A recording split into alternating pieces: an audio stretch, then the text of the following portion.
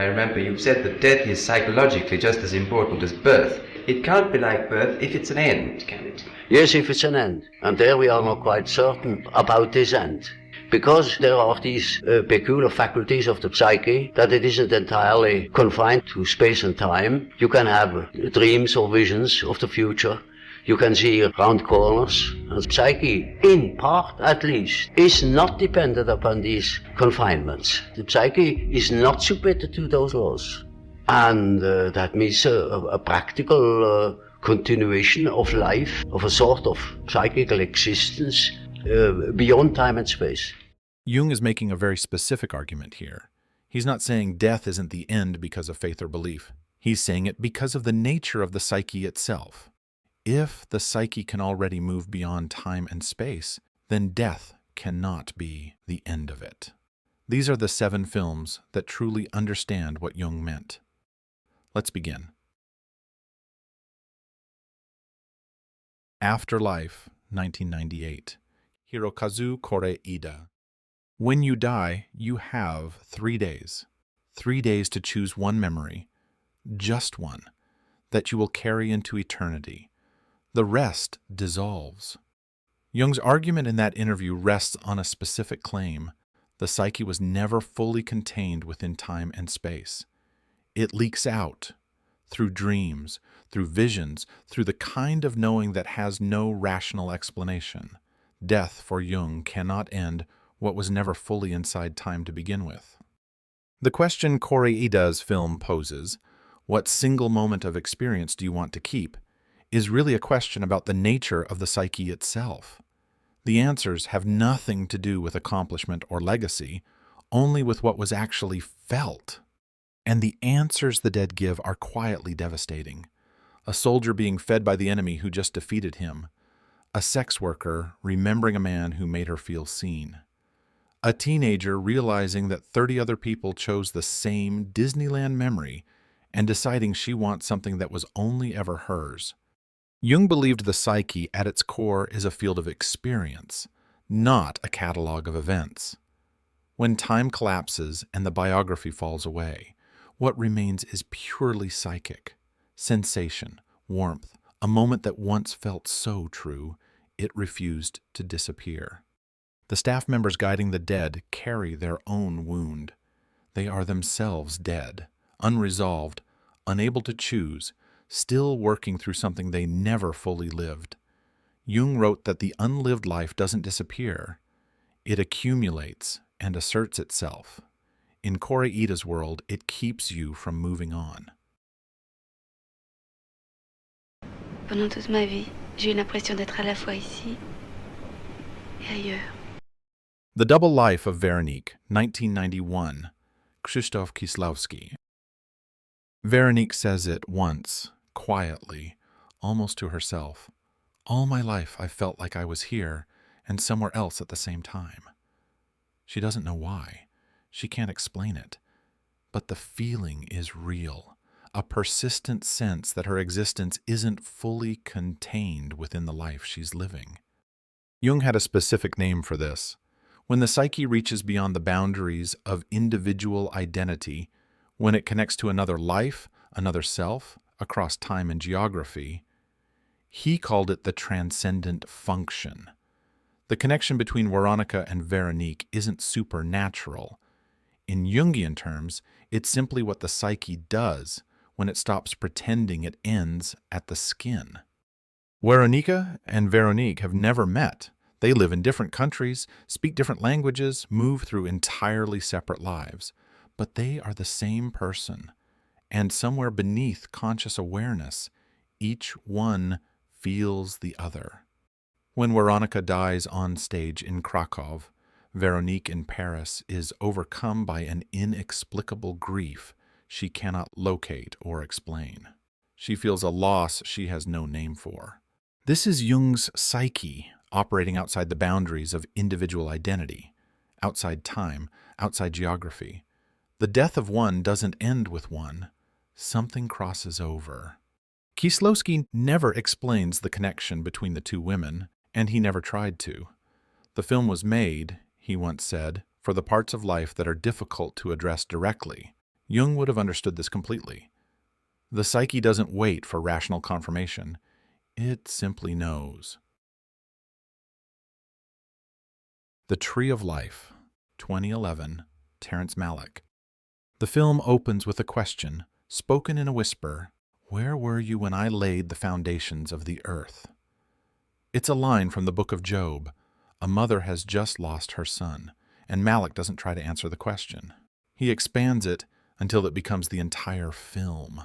Jung once wrote that the experience of time is itself a psychic phenomenon, not a container the mind lives inside, but something the mind produces. The Tree of Life is the only film that takes this seriously as a cinematic form. The past and the present, the living and the dead, the personal and the cosmic, all of it exists in the same frame at the same moment, because that is how the psyche actually experiences time. The Tree of Life is built entirely on this premise. The film doesn't move through plot, it moves through consciousness, a grown man's psyche drifting between his childhood, his dead brother, the birth of the universe, and something that looks like the end of time. Past and present don't alternate. They exist simultaneously, the way Jung suggested the psyche actually works. The film's most radical moment is its final sequence. The dead brother returns, on a vast beach that exists outside of time. Malick never says what this place is. He doesn't need to. The family reunites. There is no explanation. The scene simply insists that whatever the psyche is, it doesn't stop. Malick made this film for everyone who has ever stood at a grave and refused to believe that was the end. La Jetée, 1962, Chris Marker. This film is 28 minutes long. It is made almost entirely of still photographs, and it contains one of the most devastating ideas in cinema history. A man is selected for a time travel experiment because he has an unusually powerful memory, a single image from his childhood that he cannot forget. A woman's face on a jetty, a man being shot, something he witnessed but didn't understand. The scientists send him back. He finds the woman, he falls in love, and then they send him forward to a future that has survived the catastrophe, and he brings back what the present needs to survive. Jung said this in that interview almost as an aside, that you can have visions of the future, that you can see round corners. Marker heard that and built a film entirely inside that possibility. The man's most powerful memory is his own death, witnessed before he was old enough to understand it. The psyche carried that image for an entire lifetime without knowing what it was. But Marker goes somewhere Jung only gestured toward. The man's most powerful memory, the image that makes time travel possible for him, is not a happy one. It's a traumatic one. A moment of death he witnessed as a child, and at the end of the film, we understand why that image never left him. He was watching his own death. As a child, he saw himself die. The psyche didn't just move beyond time, it reached all the way back from the moment of death to the eyes of a child and left an image that would take an entire lifetime to understand. So why am I the only one making them? Because I don't want what you want. Because you want to stay here?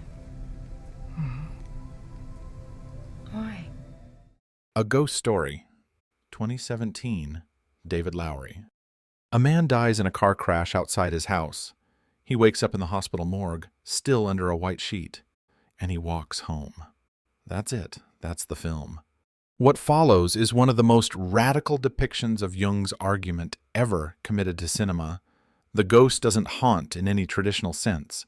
He simply stands in doorways, in corners, by windows, and watches time pass. Days, months, years, decades, centuries. Jung was careful never to promise peace after death. He said the psyche continues, but he never said it continues happily. A Ghost Story understands this completely. The ghost is not a metaphor, he is not a memory. He is a psychic presence that time cannot dissolve, not because he is powerful, but because he is unresolved. The film's most devastating sequence: the ghost watches his partner grieve, slowly recover, move on, and leave. He watches new families move in. He watches the house demolished. He watches a skyscraper built in its place. He watches the skyscraper demolished. He watches the land return to wilderness. Through all of it, he stands in the same corner of the same room, waiting for something he can't name. This is Jung's psyche beyond time and space, not as transcendence or peace, but as an unresolved presence that centuries cannot dissolve. The film ends with the ghost finally reading the note his partner left folded in a crack in the doorframe. We never learn what it says, but whatever it was enough. The Mirror, 1975. Andrei Tarkovsky. There is no plot in this film. There is only a mind. A dying man's psyche moves freely between his childhood, his mother, his estranged wife, his dreams, and the history of Russia. Not in sequence, not in order, but simultaneously, the way memory actually works when the body starts to let go. A critic once described The Mirror as a space odyssey into the interior of the psyche. Jung would have recognized it immediately, not as a film about memory, but as a film that operates the way memory actually operates when the defenses are down and the body is failing. There is no distance here between the thinker and the thought. Tarkovsky builds no separation between past and present, between dream and reality, between the man's mother and his wife, who are played by the same actress. The psyche doesn't distinguish between them. It never did. What the child felt for his mother and what the man feels for the woman he lost are the same movement of the soul, folding back on itself across decades. The most extraordinary thing about this film is what it asks of the viewer. There is no narrative to follow, no character to track, no resolution to wait for.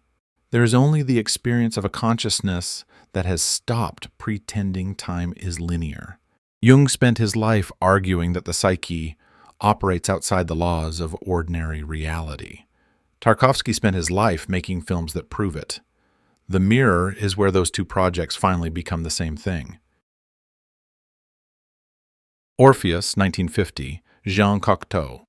Cocteau opens this film with a title card.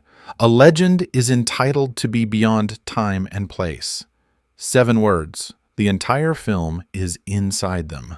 Orpheus is a poet in post-war Paris who becomes obsessed with death, not as an idea, but as a woman. She visits him, she takes people he loves, and eventually he follows her through a mirror into the world of the dead.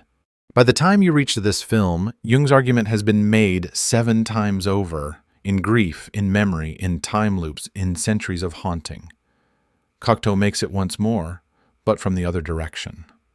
Where the other films show the psyche surviving death, Orpheus shows death itself as a psychic phenomenon, something the living mind has always been in contact with, whether it knows it or not. In Orpheus, the boundary between the living and the dead is not a wall. It is a mirror, and mirrors, as one character says, are the doors through which death comes and goes. The underworld in this film is not hell. It is a ruined landscape between worlds, bureaucratic, cold, and strangely mundane. The dead move through it with the same confusion as the living. Time does not work there. Rules do not hold. The psyche continues, but without the coordinates it used to navigate by. Cocteau treats all of this as completely ordinary. The dead and the living move through the same frame. Characters cross between worlds through puddles of mercury. A man falls in love with death herself.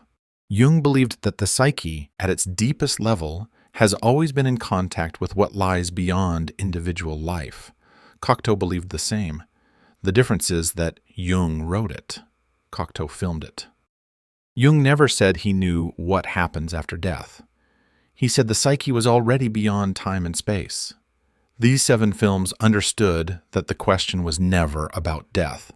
It was always about what the mind is capable of. Thank you for watching.